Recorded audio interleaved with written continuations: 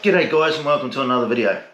In this particular video today, what we're going to be doing is we're going to be having a look at how I'm going to be wiring up my electrical systems in my boat. Well, at least the bilge pumps anyway at this point in time. So essentially what I'm going to be doing is we're going to go and have a look at some animations, some little videos that I've made up of how I'm going to be wiring it, some of the things that I need to take into consideration, like the size of the bilge pump, the load of the bilge pump, depending on the size, the current draw of the bilge pump. So there's a lot of things that I need to take into consideration, including the cable size, the fuse size, etc, etc, a few more other things there. So what I want to be able to do is I want to be able to have my bilge pump sitting in the boat and have it automatically turn on when it senses water. So I'm going to be using the old style mechanical switch. Righto? So I'm gonna let's have a closer look at this. So instead of wiring up the bilge pump itself, what I thought I would do, so there's the bilge pump, one of the bilge pumps that I'm going to be using. I'm going to be using a few different types, but what I thought I would do is wire up this flashy little light so it's a little more visual, you can see what's going on. So hopefully from that, guys, instead of having the bilge pump running, we're going to have this light running. So when the float switch comes up and the switch turns on, it allows our light to run. And if I don't want it to, if I want to bypass that and I want to turn it on myself, I've got a momentary switch here, whereas when I release the switch, bilge pump will stop. Okay, so what I've had to do that though is some of these are Blue Sea switches, and I'm not sure whether or not they come with a momentary switch already installed into them. So what I've done is I bought the momentary switches separate, and then I've removed the old switch and put the momentary switch in there. If you want to see how that's done, I can do another video about that. But essentially what I mean by that as well is a toggle switch is normally a switch that's either on or off. That's it. You haven't really got anything else. In a momentary switch, what we can do is hold the switch. While we're holding the switch, the pump's running, or whatever device you want to have running runs, or we switch it to auto. So in this, look, just look at it like this, like we toggle it up, that's on, we go center, off, and then we go our momentary switch there. Okay, so what that is, so if that was in the up in the auto position, we would be able to, what have I done? Oh, switch it on, switch it to auto, right? Once our float switch goes up, pump starts to run. Remember again, this is the pump, it's just a visual indication. Now if I want to do it an override mode or toggle it on, I can just use this temporary switch like that here, and that's on. Okay, so we're essentially bypassing that. So let's go and have a look at that, how it looks on a diagram, for example. Okay guys, so what I've got here is I've started to do a bit of a schematic diagram for what I'm going to have in the boat. So this helps me sort of get an idea of I guess how many cables I need, what sort of fuses I need, the number of switches I need, the basic design, if you like. What we're going to be looking at today is just this very small section here, so our bilge pump system. I've already made a few notes here. Have a look at this, guys. So not complete, not approved, not full construction. So typically that's what we do when we mark up drawings. You'll have like a tender set of drawings, and then you'll have 4 approval drawings, then approved drawings, and then 4 construction drawings. So this is not for construction, so we're not ready to use this yet.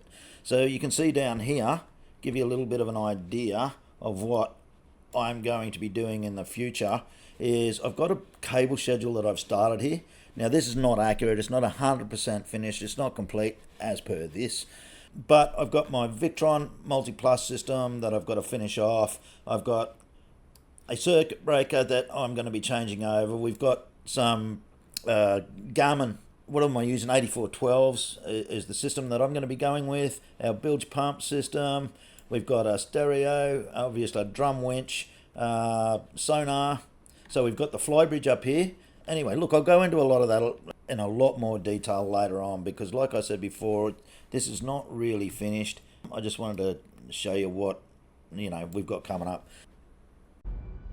Righto, before I start wiring this boat up, I need to take a few things into consideration, and that includes the pump size, the cable size and type, number of cores I need in the cable, the switch type, fuse size, and whether or not this is going to be part of a critical circuit.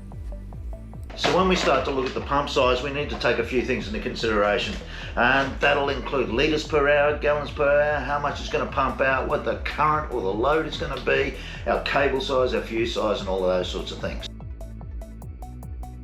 The other thing that I need to take into consideration here, guys, is the total wire length. That means we need to consider the length of the wire from the battery to the bilge pump, and then from the bilge pump back to the battery again, to the negative terminal of that battery.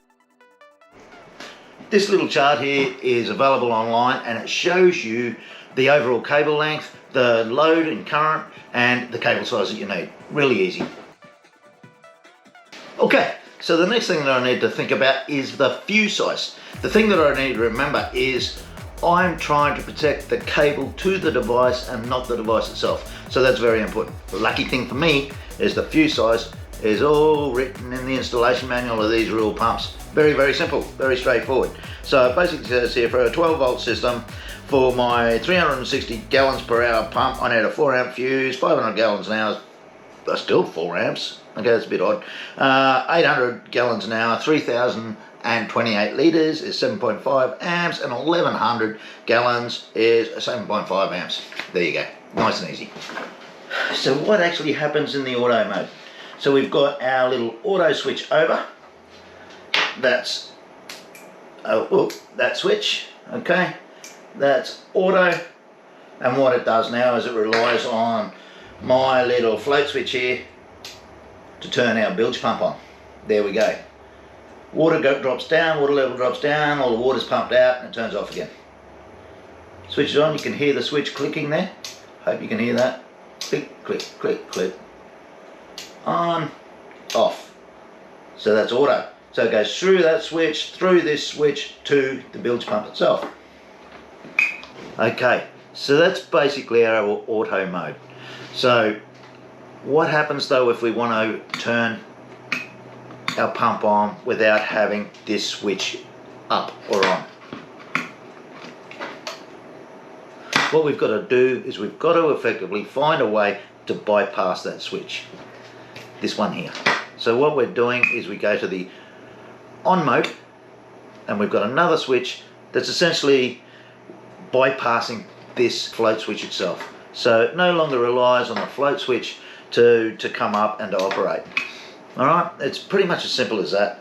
It's in parallel with it, if you like, so that basically if that switch is open circuit and it's still down like that and it's open circuit, then we can turn the pump on by flicking that one across. Bypasses this, pump's turned on. Well, there you go, guys. Look, I hope you found that a little bit interesting anyway. I hope you got something out of it, and that's the way I'm going to be wiring up my boat anyway. I'm not going to be relying on the auto bilge pumps with the little sensors in them. I'm going to go with the mechanical ones. That's my choice, but that's the very start of it anyway. So we're going to get very heavily into the electrical and the electronics with a lot more of that sort of content to come. So hope you enjoyed it, guys, and I'll see you on the next one.